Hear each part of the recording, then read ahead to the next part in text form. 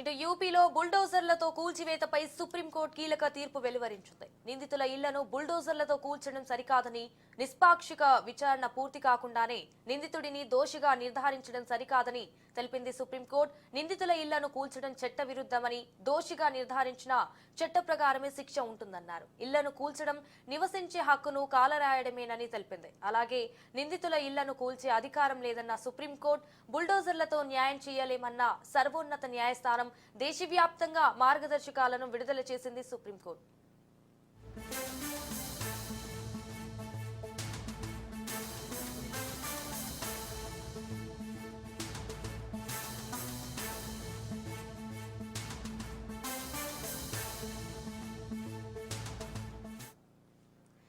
యూపీలో బుల్డోజర్లతో కూల్చివేతపై సుప్రీంకోర్టు కీలక తీర్పు వెలువరించింది.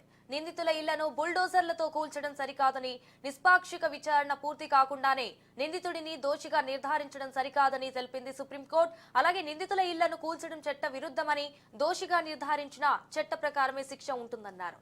ఇళ్లను కూల్చడం నివసించే హక్కును కాలరాయడమేనని తెలిపింది.